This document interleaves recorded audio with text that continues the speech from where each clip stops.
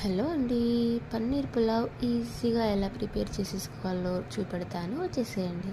అందుకోసం ఇక్కడ పన్నీర్ ముక్కలుగా కట్ చేసి పెట్టుకున్నాను.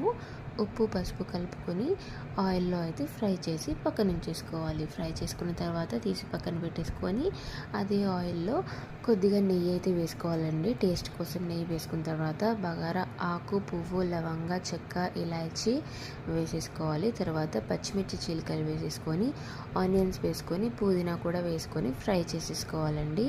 అల్లం వెల్లుల్లిపాయ పేస్ట్ కూడా వేసేసుకొని ఒకసారి కలుపుకొని ఫ్రై చేసేసుకోవాలి. కొద్దిగా పసుపు, కారపొడి అయితే వేసేసుకోవాలండి. రుచికి సరిపడా కారం వేసేసుకున్న తర్వాత ఇక్కడ నేను బిర్యానీ మసాలా అయితే యాడ్ చేసేసుకుంటున్నాను. మీ దగ్గర ఉంటే వేసుకోవచ్చు, లేకపోతే స్కిప్ అయితే చేసేయచ్చు. బాగా కలుపుకున్న తర్వాత కొద్దిగా పెరుగు అయితే వేసుకుంటున్నానండి. నేను ఇక్కడ పెరుగు వేసుకున్న తర్వాత టొమాటో ముక్కలు కట్ చేసేసుకొని వేసేసుకోవాలి. కొద్దిగా ఉప్పు వేసేసుకొని బాగా ఫ్రై అయితే చేసుకోవాలండి. తర్వాత ఫ్రై చేసి ఉంచుకున్న పన్నీర్ పీసెస్ ఉంటాయి కదా, అవి అయితే వేసేసుకోవాలి. అవి వేసేసుకొని బాగా కలుపుకున్న తర్వాత చూడండి, వీడియోలో ఆయిల్ అయితే రిలీజ్ అయిపోయింది. అలా ఆయిల్ రిలీజ్ అయిపోయిన తర్వాత కడిగి పెట్టుకున్న బాస్మతి బియ్యం లేదా నార్మల్ రైస్ అయితే వేసుకోవచ్చు. నేను ఇక్కడ నార్మల్ రైస్ వేసుకున్నాను.